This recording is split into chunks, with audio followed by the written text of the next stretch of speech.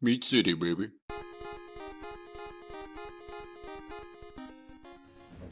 Hello and welcome back to Meat City Gaming. JD here with another Star Wars Galaxy of Heroes video. And yes, I completed the task, Tier 7 of the Aggressive Negotiations, Legendary event for Padmé Amidala. And man, it was a difficult one. Probably the most difficult and least enjoyable legendary event or character acquisition event that we've ever had in Star Wars Galaxy of Heroes. So what I'm going to do today is, of course, include my walkthrough of the Tier 7 of the event, my discussion of the strategy, and if you want to skip straight to that, just like usual, there will be a timestamp and a link in the description below. You can use that to skip the talking parts and go right to that if that's what you're most interested in. But before I get to that, I do have a couple of topics I want to discuss, which I'm going to do quickly, and while I do that, I'll have some of the failed attempts going in the background so you can kind of see some things that didn't work, what goes wrong, what team I'm using, and maybe you'll also glean some knowledge from that in preparation for your runs for the event. So the first thing I need to address, obviously, is the timing for this video.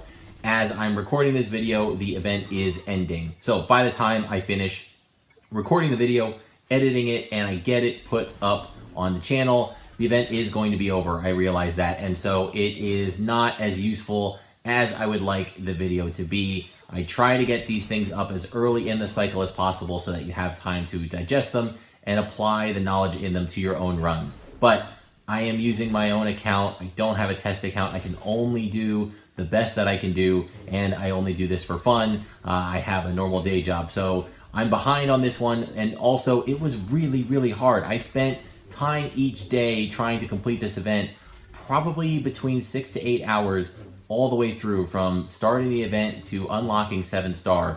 It was not an easy task, and it required a whole lot of time. So I understand that it missed the first window, but hopefully if you didn't get Padmé, then you'll be preparing for her return, and some of the things that I discuss in here will be useful. With that said, we're also anticipating this by the second time this event returns, probably in about 3 months.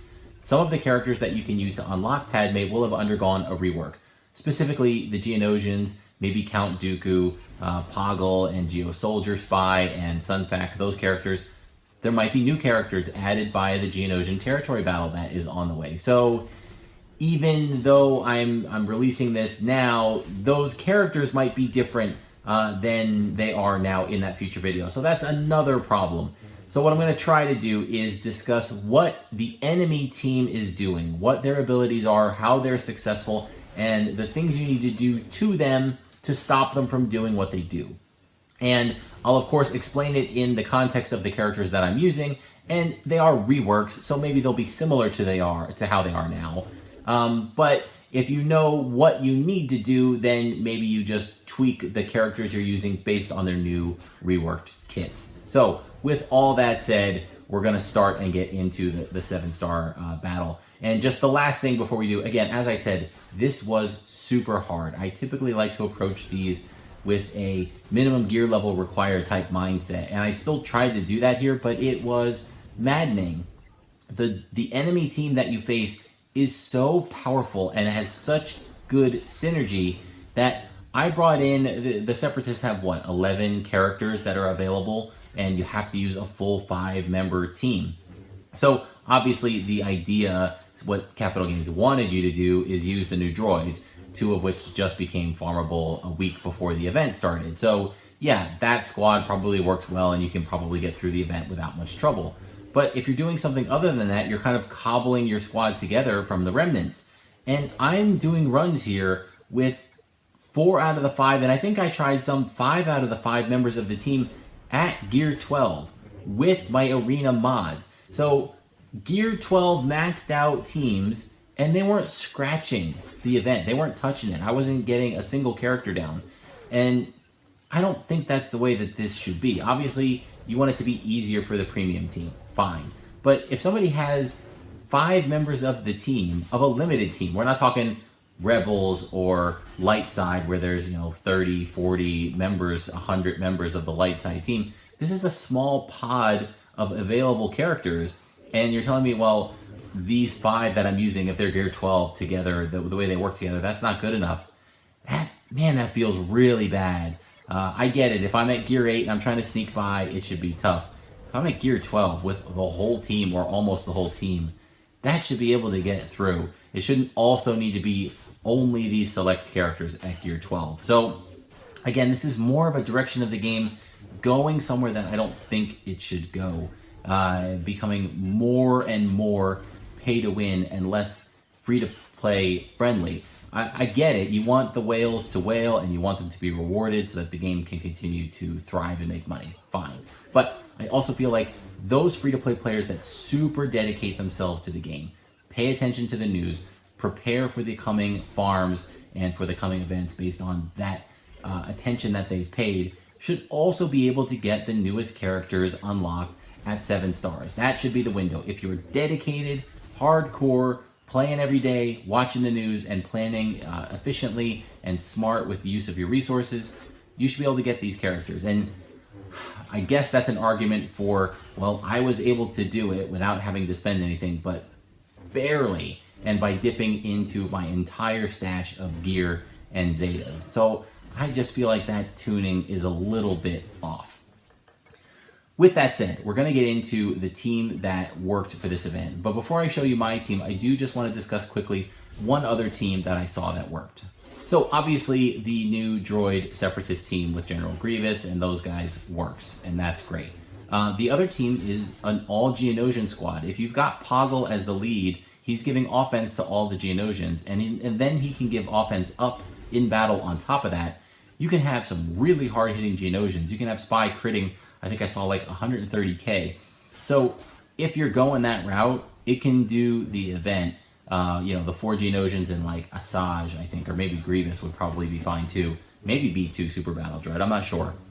But that's one route to go. The problem is Poggle's not very good right now as I'm making this video, prior to his rework. So investing the gear in Poggle just for this event doesn't make a whole lot of sense because you're not going to use him in anything else. Again, for now. By the time his rework comes out, maybe he's really good. And if that's the case, then go for it, because if he can beat the event with a Geo squad before the rework, I'm sure he's going to be able to do it after. And if he's good now and required for the territory battle, more power to you, go for it. Unfortunately, that's not what I had available because, again, limited resources on my account, and I don't have the new droid, so I kind of had to hodgepodge this together. And the teams that I was trying to use involved B2 Super Battle Droid, I think is indispensable with the kind of lineup that I'm going for. You need that buff immunity, you need those bonus turns. zzAsajj seems to be a key component as well. Stun on basic, can dispel, dispels are super important. And then I was kind of hot swapping the other members of the team, but the other one that always stayed in for me was Geonosian Spy. And I think that turned out to be a mistake. In Tier 5 and Tier 6, Spy played a huge role for me. I was always able to get off that big alpha strike and do that big damage when one of the characters had a ton of buffs on them and basically wipe them out. So I thought Spy has to be part of the lineup to do that in Tier 7. But it never happened. I mean, I tried for hours to get through the event, and then I've suddenly realized, man, Spy's never getting to do what they're there to do, because when their special is up, either Kenobi's taunting, or they don't have the right number of buffs, or whatever. And so and if Spy's not doing that big alpha strike, Spy's doing nothing. It sits there in stealth and does basic attacks.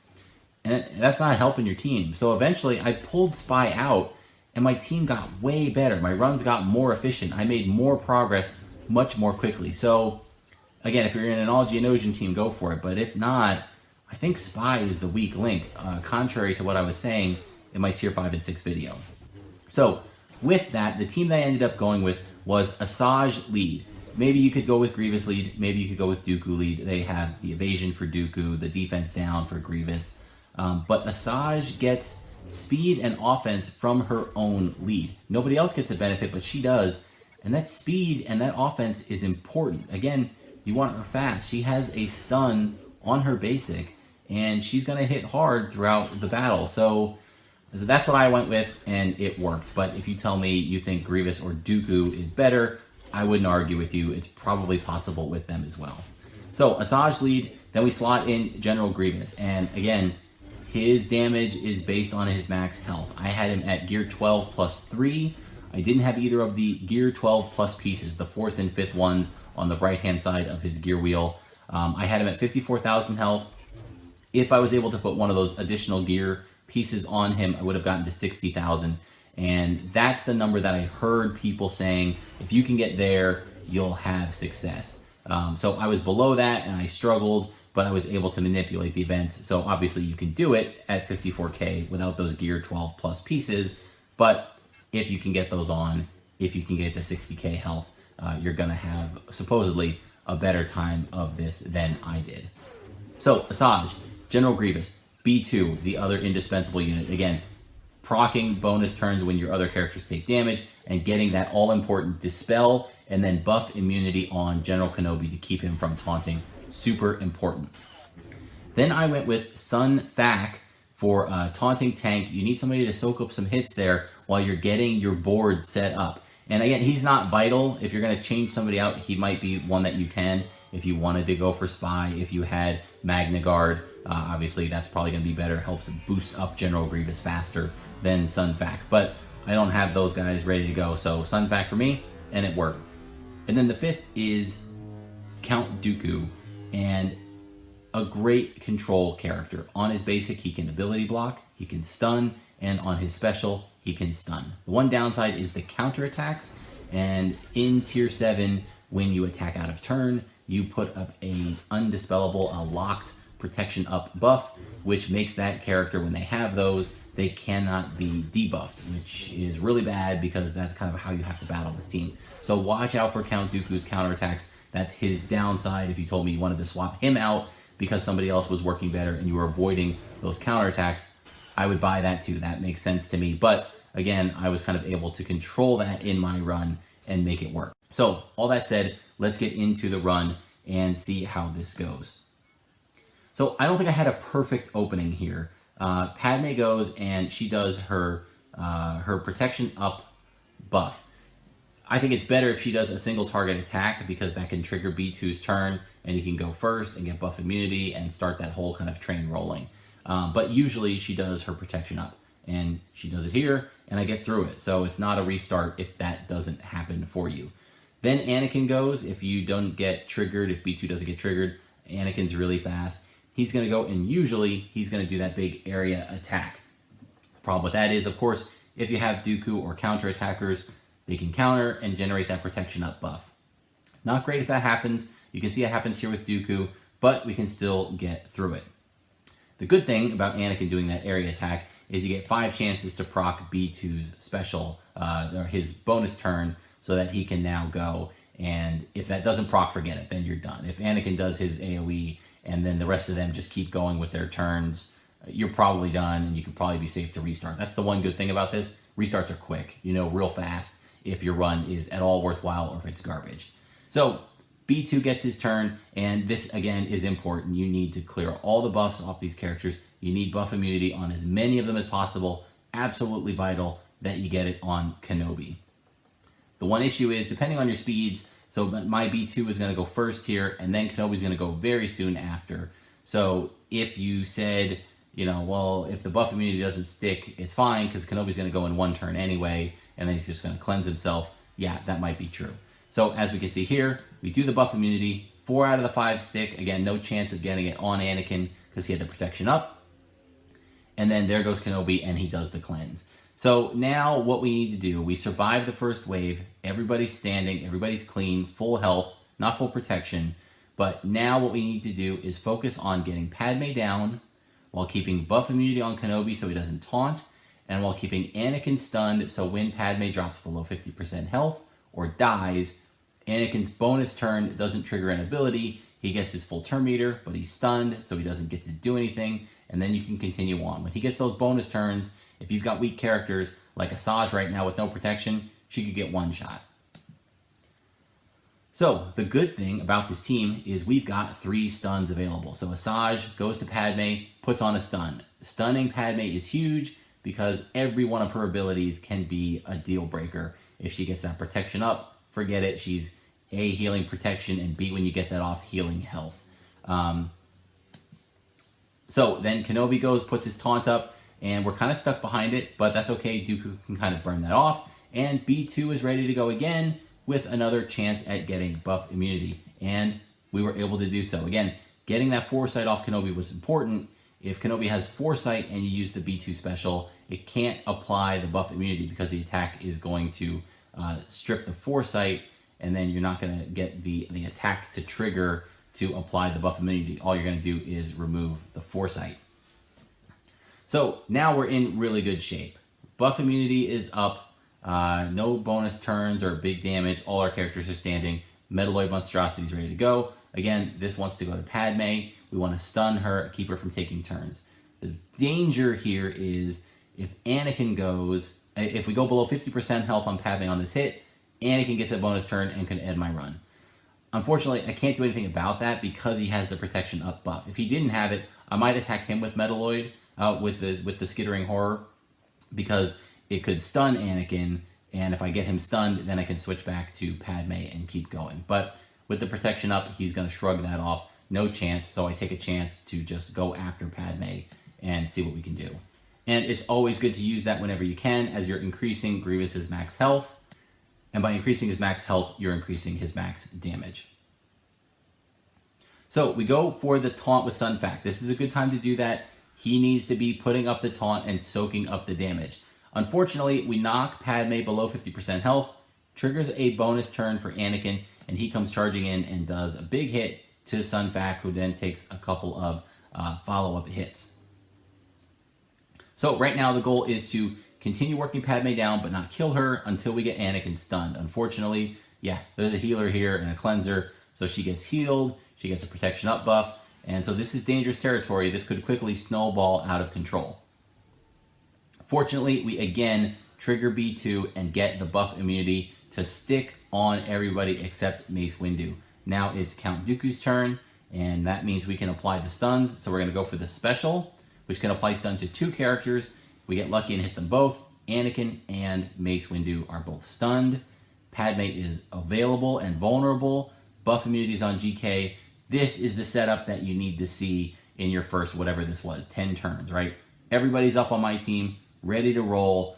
Enemy team is stunned, locked down, no taunts, buff immunity. This is the opening that you need in your first, whatever, 10 to 12 turns of the run, or, you know, forget it with this team.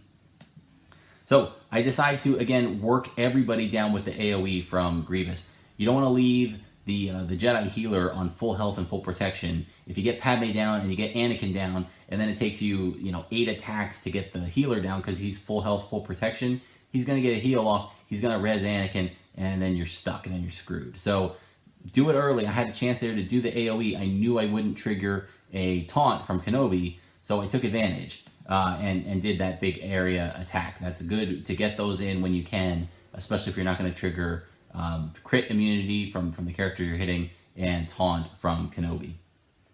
So Padmé is just about ready to go, and Anakin is there as well. I don't think we're going to kill Padmé with a basic, and it's important she doesn't get a turn because she can give that protection up, she can heal, she can cleanse, and things get out of control. So we go for the stun, and we get it. I think if we missed, this run would have been over, but we got it. So now she's really low. So now the goal here would be to stun Anakin prior to killing Padmé. We go for it with Dooku. Unfortunately, we don't get it, and that triggers Anakin's turn. Not his bonus turn, just his regular turn.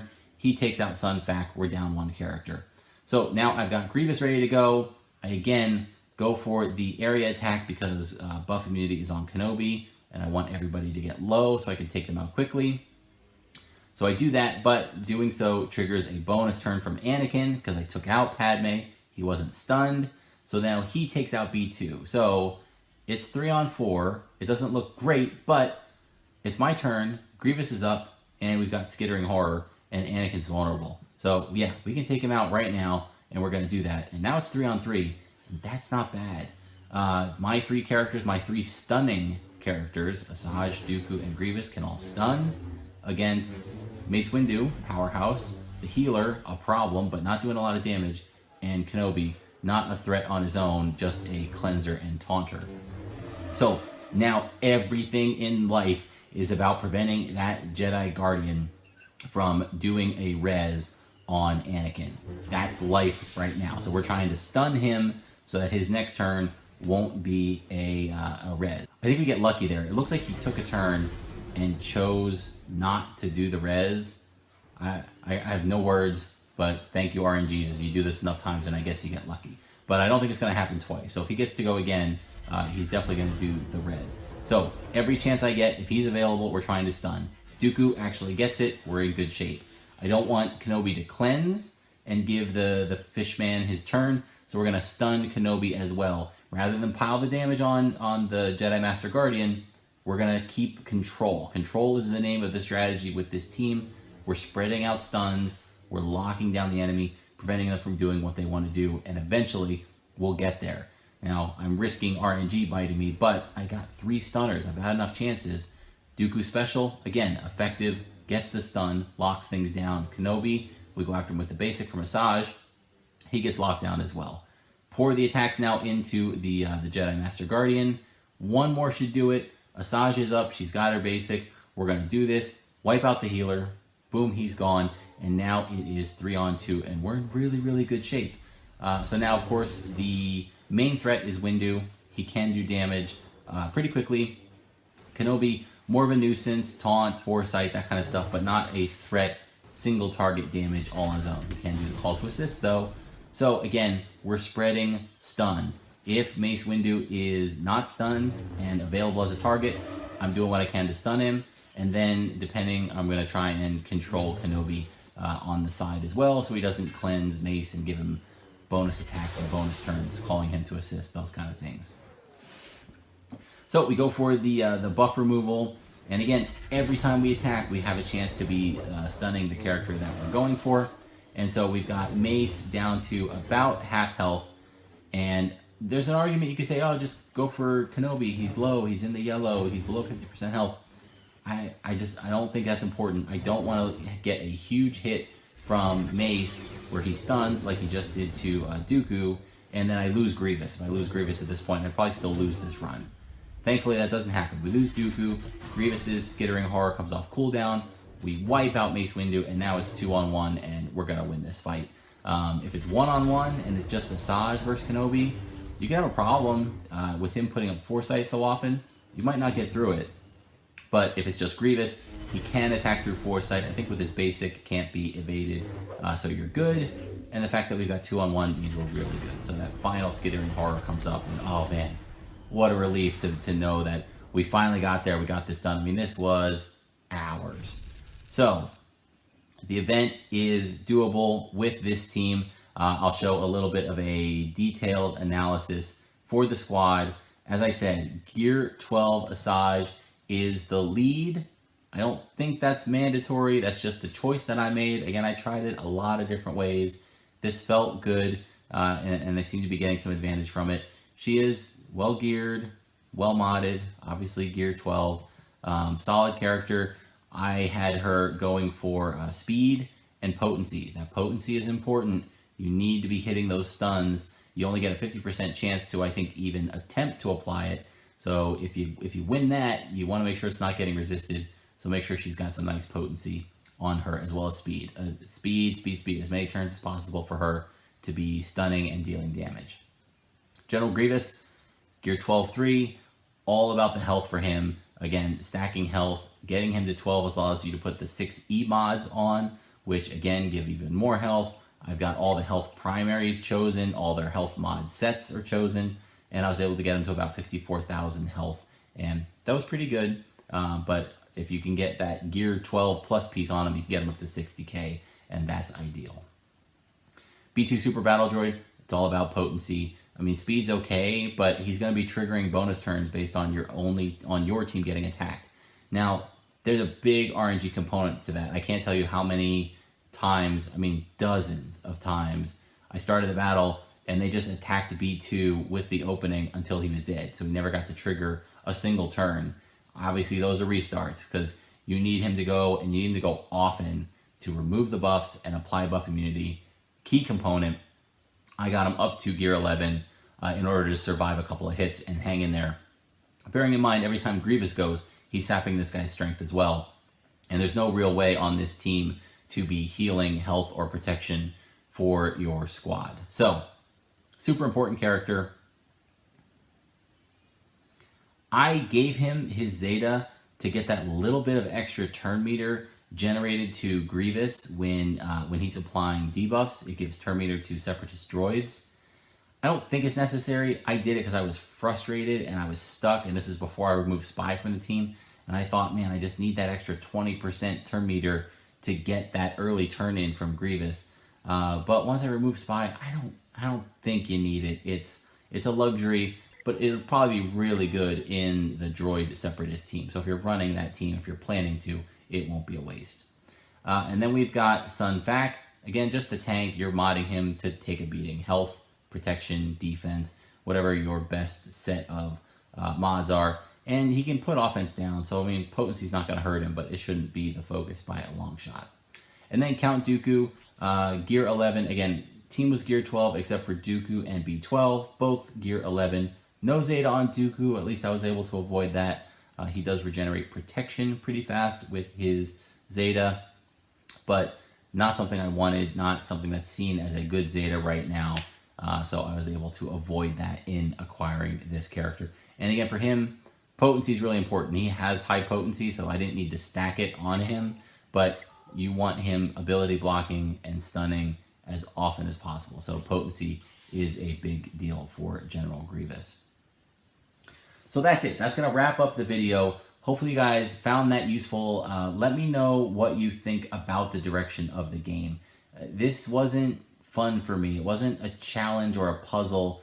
It was arduous. It was a chore. And I think that's the term that Capital Games used when they were teasing the event. They said it was an arduous battle. And that doesn't sound like something I would use to describe a game where I'm trying to have fun. Exciting, challenging, fine. Arduous is a task. Yeah, not my favorite event. Not a big fan of how this goes. Not a big fan of how you can take in a full Gear 12 team and not beat the event and not be close. But let me know what you guys think. Is this better or worse than the Malak event? Do you like the direction of the game? I know I saw a lot of people leave during this event, and boy, I hadn't seen it before. Not even the Malak. Like, people were mad about Malak, but they didn't leave. We lost people during this event. This was bad. Other than that, let me know about the strategy. If you're liking the strategy, let me know what characters you're thinking about. I'll try and provide some feedback. Again, I ran just about this entire team in some combination or another other than the new Separatist droid. So I can give you a little bit of insight on that, but it might be premature until we find out about their reworks. So thank you guys for joining me. Hopefully you were able to get 7-star Padmé. If not, plan for her next arrival. She's really good as part of this Galactic Republic team, and you know she's going to be needed for the territory battle. So I'm guessing that'll debut before her next return, so we'll at least see how she's needed. Is she needed at 7 stars? But start now. Get the farm going. Get the gear going on these guys so that you're ready for her return. It's a really good team. It can even beat some Revan lineups. So you're not chasing the Grievous team, which fell short of the meta. This is a team that could compete for the meta and is also going to be useful in that PvE content. So with all that said, thank you guys for joining me, and I'll see you next time.